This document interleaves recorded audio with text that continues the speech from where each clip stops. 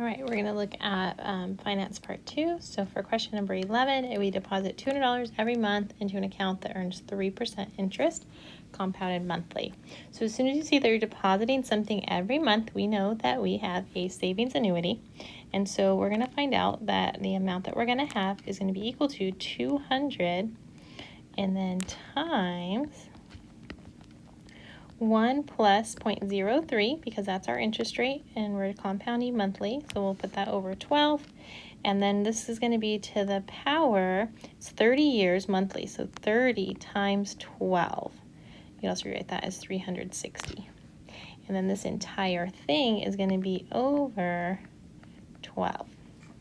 And so we know that the amount that we'll have after that 30 years, if we multiply all that out, use a calculator, we end up that we're going to have $116,547, and with rounding, it would be 38 cents.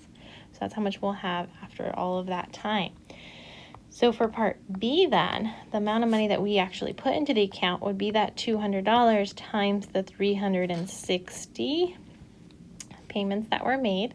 And that's going to end up being $72,000. And so then for part C, we're going to have to find out the total interest that we earned. And that's just going to be taking that amount that we got after the 30 years and minus the amount that we put into it. And that ends up getting us $44,547 with rounding 38 cents. So that's the amount of interest that we earned. When we look at question number 13, we have a need. Jose has a need for $800,000 for retirement, and he wants to retire in 30 years. We're earning 6% interest. So we need to know how much he needs to deposit every month in order to end up with that final amount. So this time we know the amount we want to have after 30 years. We don't know the amount of our deposits. I'm going to plug in our formula here, and I'm trying to keep track of that little parenthesis. So we're going to have 1 plus, it's at 6%, so 0.06. He's making these monthly payments, so we're going to write that over 12.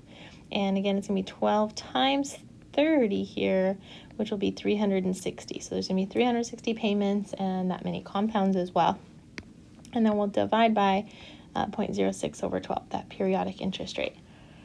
So again, for solving, we want to solve for this D. It is multiplied right now by this big funky number. So if we want to solve for D, we'll divide by that. So what we really need to take is 80,000, and we're going to divide by that whole chunk. So that is 1 plus 0.06 over 12 to the 360 minus 1 all over 0.06 over 12.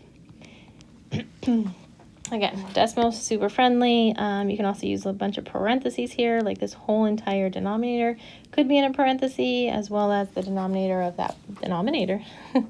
Once you punch all of that in, it comes out to be 796.404. We'll keep it at 40 cents. So $796.40 is how much he would need to deposit every month in order to have $80,000 at that inch. $800,000. Let me correct that, sorry.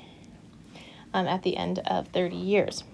$80,000 didn't sound like quite enough for that big of a payment.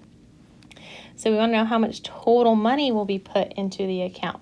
So we know that he's making $796.40. Those are his payments every month. So we're going to take that times 360 every month for 30 years. And we're going to end up that he'll have $286,704 by the end of that time that he actually deposited. So to calculate the interest, we'll take the $800,000 minus the amount he paid in, and that leftover amount is all the interest, which will be $513,296. Pretty cool. All right, skipping down to question 15. We want to be able to withdraw $30,000 every year for 25 years. and the account earns 8% interest. So when we look at that, we know that in the beginning, well, we don't know the beginning amount. What we do know is that the monthly or annual amount actually that he wants is $30,000. So again, using this time that payout annuity formula, we'll take that $30,000, make our parenthesis in here, and we're going to do 1 minus, and we'll write 1 plus our interest rate is going to be 0.08, and it's annually, so we'll say over 1. It's not that exciting, or you just write 0.08, and he wants that for 25 years, so we'll do 25 times 1. And that is a negative exponent because we're doing that payout. And so every year we're going to be decreasing the amount of money that we have in our account. And then this will divide by our interest rate, 0.08.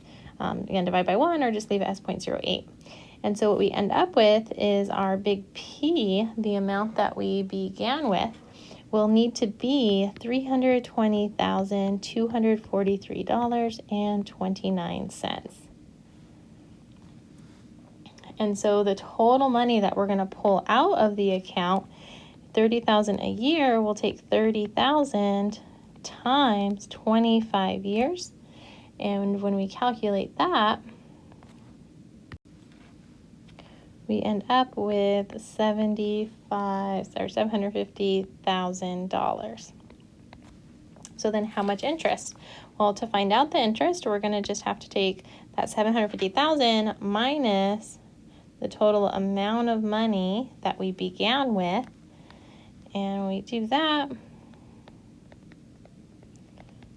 we end up with $429,756.71.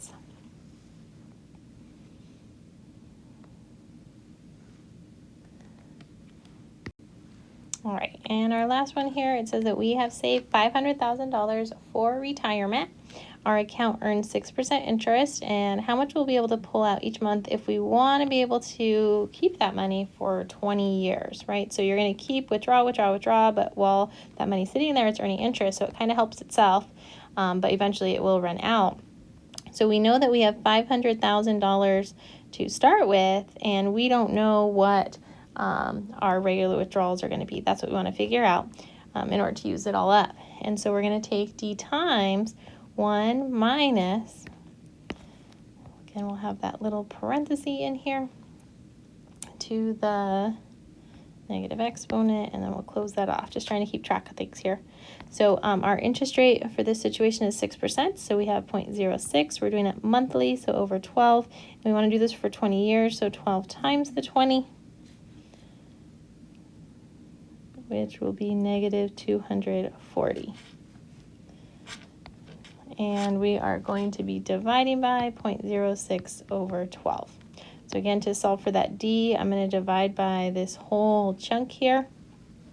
And when I do that, it ends up that my D will be equal to, looks like $3,582.16 every month. So that's the amount of money that we'll be able to have.